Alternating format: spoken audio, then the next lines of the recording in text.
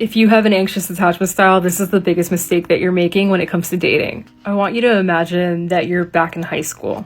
Would you change things about yourself or do things that made you uncomfortable for the sake of fitting in or feeling accepted? When someone has an anxious attachment style, they tend to approach romantic relationships in a similar manner.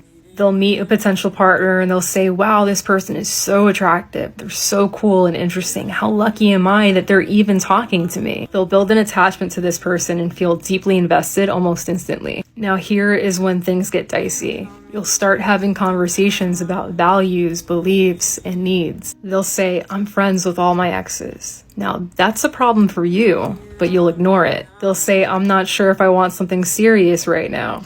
Even though you're ready and you want a long-term relationship, you'll ignore this. They'll say, it took me a year to say I love you in my last relationship. I enjoy my space so much that I can't imagine living with someone else. They'll even say, I don't believe in the institution of marriage. Those aren't your beliefs, but you'll ignore that too. You'll start to see how this person behaves when it comes to conflict and communication. They shut down during disagreements and they never validate your feelings. They struggle to integrate you into their life in a meaningful way. They constantly show you that they want to enjoy the benefits of being in a relationship with you, but have no desire to do their half of the work. They make it very clear that they don't want to be responsible for another human being. These things are making you so uncomfortable and so unhappy, and still you ignore it.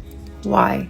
Because an anxiously attached person will change themselves and do things that make them uncomfortable for the sake of feeling accepted. Another belief is that if you take on this person as a project and you're able to change or fix them, that would say something about your value. It's this idea that if you tame that wild horse, that would mean that you're special, unique, and worthwhile. Because all those people who came before you weren't able to do it. Stop doing this. In any relationship, the point isn't to win over someone's love and acceptance. The point is to sit at a table where you can be yourself. No, you are certainly not perfect, but you are enough.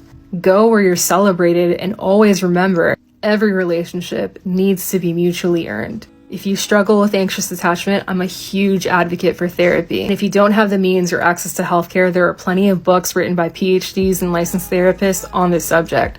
And if you ever want to vent to a friend about your situation, I do these really laid-back one-on-one sessions where you're able to speak freely without judgment and, of course, get some feedback in return.